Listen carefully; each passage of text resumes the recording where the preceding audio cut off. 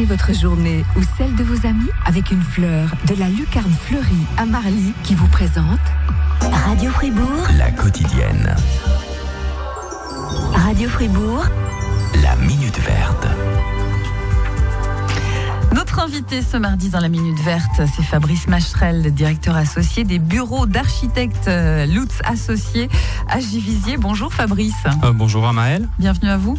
Merci. On va aujourd'hui parler de rénovation. On va imaginer qu'une personne possède ou achète une maison qui a bien quelques années derrière elle. Et puis on va se demander comment faire au mieux finalement pour réduire sa future consommation d'énergie. Fabrice, alors la première chose, c'est d'avoir une vision globale sur la maison. Ça veut dire quoi ?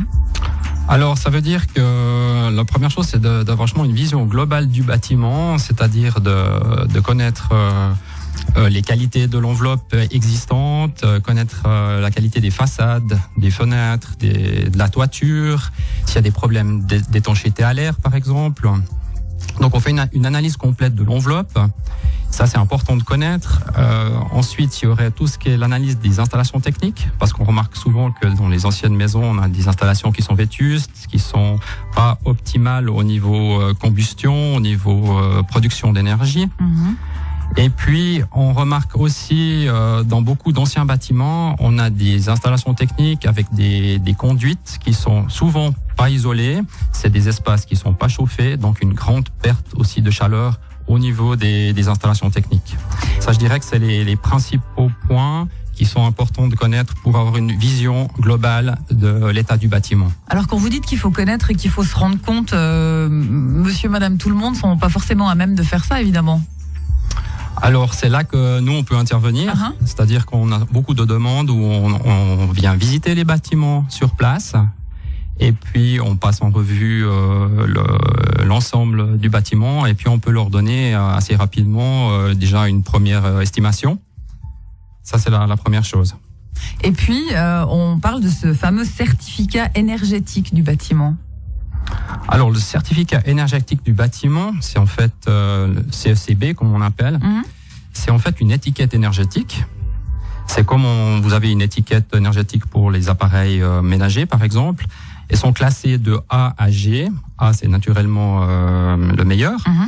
Et puis, depuis aujourd'hui, en fait, ce CECB est obligatoire pour toutes les transactions immobilières sur le canton de Fribourg. C'est-à-dire que si on vend, si on achète une maison, on est obligé de passer par là. Exactement. C'est pour avoir une certaine transparence aussi au niveau de la qualité du bâtiment. Mmh.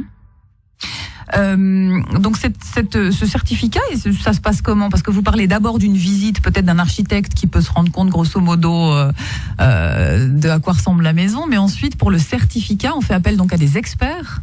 Oui, alors il y a une série d'experts dont on fait partie. Vous pouvez trouver sur le site cecb.ch, il y a une liste d'experts dans toutes les entreprises qui peuvent vous proposer ce CECB. Racontez-nous un petit peu comment ça se passe quand un expert va dans une maison faire une expertise. Il arrive avec beaucoup d'outils, beaucoup de choses, de paramètres qu'il doit regarder. Alors, il va venir avec un questionnaire. Uh-huh. Sur ce questionnaire, alors ça c'est le CECB, je dirais, basique, qu'on appelle CECB tout court, où lui, il aura un certain nombre de points à contrôler, c'est-à-dire la qualité de l'enveloppe, le chauffage, etc. Et qui va leur donner un résultat au final entre A et G, qui va donner un résultat succinct du CECB. Ça va surtout être intéressant aussi pour le vendeur ou l'acheteur de connaître la réelle valeur du bâtiment sur le point énergétique. Donc l'expert va faire le tour et il va avoir en retour un certificat avec cette étiquette. Dans notre cas, nous, on conseille fortement un CECB+. Le plus, en fait, c'est un concept d'amélioration. Mmh. On donne déjà des solutions au maître de l'ouvrage, aux propriétaires, des variantes possibles pour améliorer le bâtiment, avec la vue d'ensemble toujours, avec une estimation des coûts. Ça va permettre aux propriétaires de définir ce qu'ils souhaitent améliorer à son bâtiment. Alors, on va y revenir tout à l'heure sur les améliorations qu'on peut effectivement apporter dans une maison qu'on veut rénover.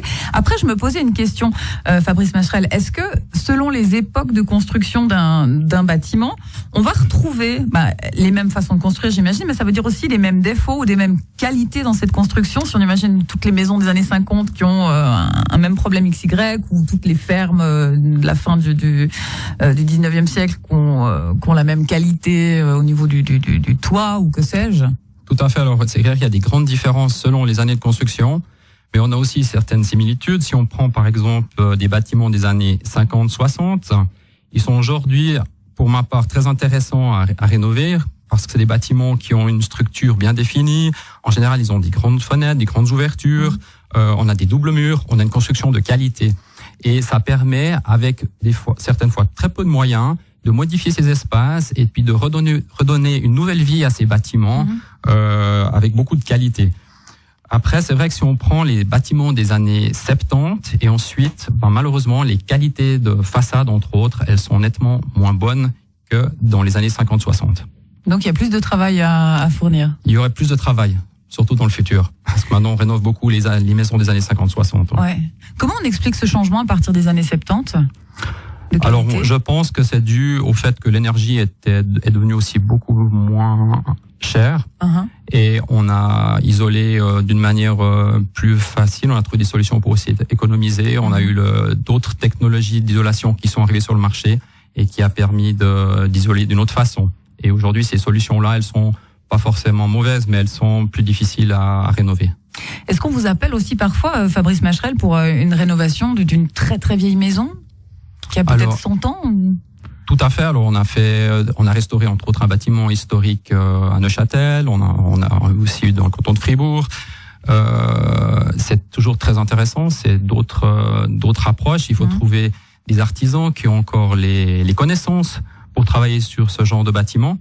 Et il faut trouver des solutions qui vont avec ces bâtiments, parce que dans la plupart du temps, ces bâtiments, ils sont protégés. Oui. Donc, on doit travailler étroitement avec les biens culturels pour trouver des solutions, pour remettre en valeur le bâtiment et en même temps améliorer au niveau énergétique ces anciens bâtiments. Mais c'est des défis qui sont très intéressants.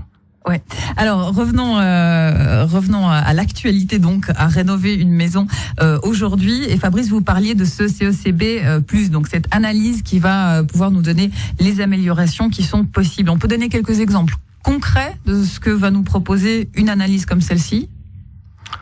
Alors oui, il y a tout d'abord, c'est clair, c'est les façades. On va voir l'état des façades et puis la qualité de l'isolation des façades. La plupart du temps, on n'avait quasiment pas d'isolation, encore maintenant. Les fenêtres, ça c'est un gros point parce que c'est vrai qu'on a des fenêtres qui sont souvent anciennes, simple vitrage, voire double vitrage. Au niveau des joints des fenêtres, on n'avait pas d'étanchéité ou d'anciens joints, donc l'étanchéité à l'air de la maison est très mauvaise. Oui. Donc là, on a un gros potentiel d'amélioration.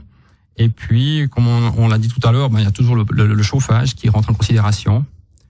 Et puis, dans certains cas aussi, la ventilation. Pour des anciens bâtiments, on voit l'importance du moment où on isole un bâtiment, l'importance de garder une bonne ventilation à l'intérieur du bâtiment pour pas avoir d'autres problèmes qui surgissent plus tard. Donc ce CECB+, c'est vraiment une proposition. Alors pour moi, c'est une proposition, mais qui est très réaliste, qui va permettre au propriétaire de définir la suite de ce qu'il veut faire avec son bâtiment. Alors après, il s'agit évidemment, quand on travaille par exemple avec vos bureaux d'architectes Lutz associés, de choisir ces matériaux convenablement pour consommer le moins d'énergie possible. Exactement. Donc nous, c'est clair, on est des convaincus. On va proposer toujours des matériaux avec le moins d'impact environnemental, pardon. Et puis on va travailler le maximum avec des produits à base de bois, de cellulose, et puis dans la mesure du possible, on travaillera toujours avec du bois suisse. C'est clair qu'il y a des fois des exceptions, mais en général, on travaille qu'avec du bois suisse. Alors il y a aussi quelque chose qui est assez intéressant, c'est que quand on vous écoute, là vous parliez typiquement des problèmes de joints, des fenêtres, etc. Je crois que c'est des problèmes assez récurrents. S'ils sont là, c'est aussi qu'on les connaît pas bien, ces problèmes finalement. On vit dans nos maisons, mais on ignore beaucoup la manière dont elles fonctionnent, nos maisons. Vous êtes aussi là pour nous éclairer dans ce sens-là. Alors oui, à l'époque, les fenêtres, c'est clair, elles n'étaient pas aussi étanches qu'aujourd'hui. On avait des surfaces de fenêtres aussi plus petites. Alors automatiquement, on avait une ventilation qui se faisait naturellement à travers la maison, à travers les espaces. Et puis on avait une qualité de vie qui était relativement bonne, mais on avait aussi une énorme perte en énergie. Aujourd'hui, on souhaite isoler le bâtiment, donc on va étancher le bâtiment à l'air. Les matériaux qu'on va utiliser vont quand même permettre d'avoir une diffusion de vapeur correcte pour ne pas avoir des problèmes de physique du bâtiment, mais vraiment étancher le bâtiment à l'air, ce qui veut dire que nous, aujourd'hui, par exemple, Minergie aussi, on souhaite mettre une ventilation contrôlée ou une ventilation simple flux afin d'assurer ce renouvellement d'air à l'intérieur des appartements et des maisons. Aujourd'hui, c'est relativement simple. Pour un appartement qu'on rénove, on va compter entre 5 et 6 000 francs d'investissement pour intégrer une ventilation simple flux. Donc, c'est pas plus un problème à ce niveau-là. Alors vous l'avez dit tout à l'heure, chez Lutz, vous êtes des convaincus des matériaux que vous utilisez, de faire vraiment des constructions à moindre impact environnementaux. Vous sentez aussi que les gens, il y en a de plus en plus des convaincus? Je pense qu'il y en a de plus en plus parce que les gens, en tout cas les gens qui viennent chez nous, on a cette chance-là, c'est qu'on a l'impression qu'ils sont convaincus déjà quand ils viennent chez nous. Et puis, on a moins besoin de convaincre. Après, c'est vrai qu'il y a toujours des gens qui pensent que construire durable, c'est peut-être plus cher, même que je suis certain que ce n'est pas beaucoup plus cher, et qui vont rester dans du traditionnel. On va y revenir après aussi, parce qu'il y a encore les subventions, c'est intéressant d'en parler. Ce que je voulais dire aussi, c'est que quand on regarde vos catalogues de rénovation sur une maison, on voit que vous arrivez assez facilement à rajouter un appartement à la maison initiale qui peut être loué. Ça peut aussi compenser les frais qui sont investis. Alors oui, tout à fait. Alors on a beaucoup d'exemples. Là, aujourd'hui, les règlements de construction, ils évoluent beaucoup. On a les indices de construction qui augmentent. On voit que ça vaut la peine d'étudier les possibilités éventuelles d'agrandissement, de densification de ces bâtiments ou de ces maisons. On a plusieurs exemples où dans le canton de Fribourg, par exemple, on peut aussi imaginer des combles qui n'étaient pas habitables, on peut les transformer en habitation. On peut avoir des raies inférieures qui n'étaient pas habitables, qu'on peut aussi transformer en habitation. Et puis aussi les indices donc ont changé, donc on a possibilité de construire plus sur le même mètre carré de parcelle. Ça, c'est une possibilité qu'on a aujourd'hui. Et puis je trouve vraiment important aujourd'hui de densifier ces bâtiments dans la mesure du possible. Et puis surtout, c'est un argument aussi économique parce que les gens qui vont investir pour rénover leur maison, si en plus ils ont la possibilité de louer un petit appartement ou 2-3 petits appartements supplémentaires, c'est un grand atout pour eux et c'est vraiment intéressant financièrement. Là, je peux vous donner 2 exemples. Une maison qu'on a transformée, une maison familiale. On a créé 2 appartements de 4 pièces et demie dans la même maison. Et puis un immeuble où un propriétaire nous a demandé de faire une analyse au niveau thermique du bâtiment où il souhaitait uniquement à la base l'isoler. Où on a fait une étude et puis on a réalisé qu'il y avait la possibilité de rajouter un étage de 4 appartements supplémentaires. Wow. Donc une affaire très intéressante pour le propriétaire. Mais dans les 2 cas, ça paraît énorme dans une maison d'ajouter 4 pièces et demie. Comment c'est possible? Alors c'est possible parce que justement à l'époque on construisait sur des parcelles plus grandes. Maintenant on peut construire sur des parcelles plus petites.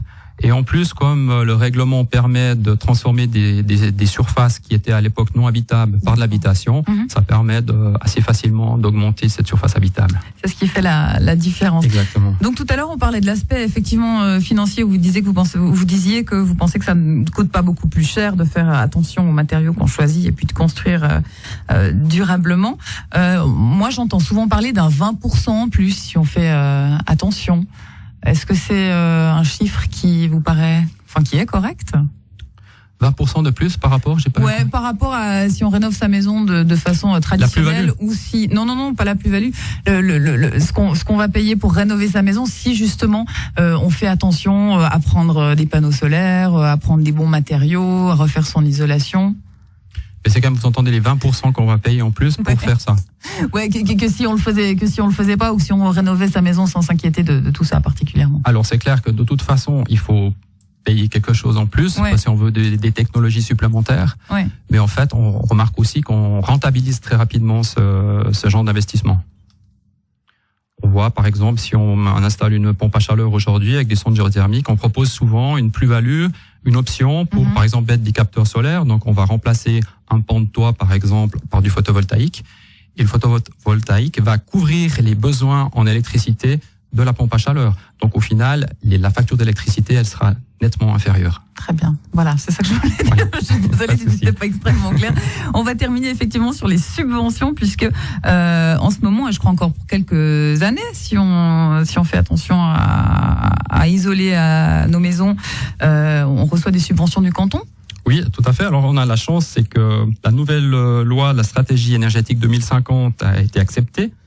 Ce qui fait qu'au niveau des subventions, la taxe CO2 actuelle, elle était de 300 millions, elle est passée à 450 millions pour les cantons.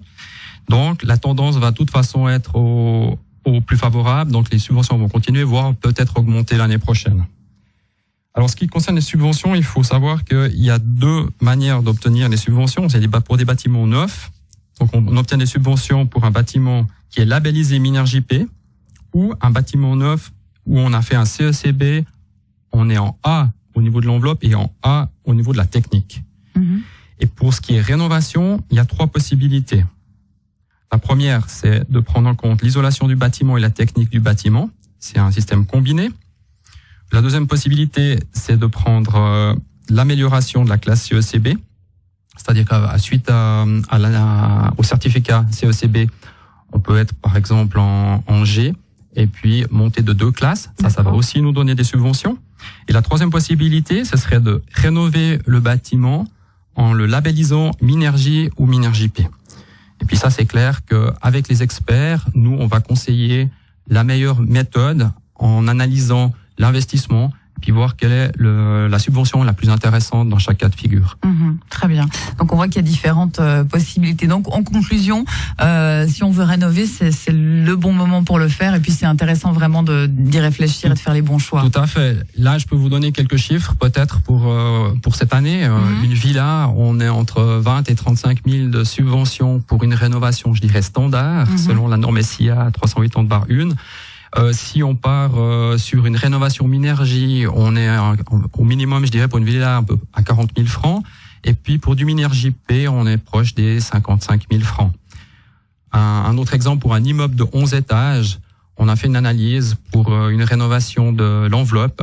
On est, selon le standard que le propriétaire souhaite, entre 300 et 600 000 francs de subvention pour l'immeuble. Ouais. Donc, très intéressant encore aujourd'hui. Merci beaucoup Fabrice Macherel pour toutes ces précisions. Si on est intéressé par une construction durable, écologique, professionnelle, un site internet que vous pouvez relever s'il vous plaît, c'est le www.lutz-architecte au pluriel.ch. Merci Fabrice. Merci à vous, Amand. Bonne journée.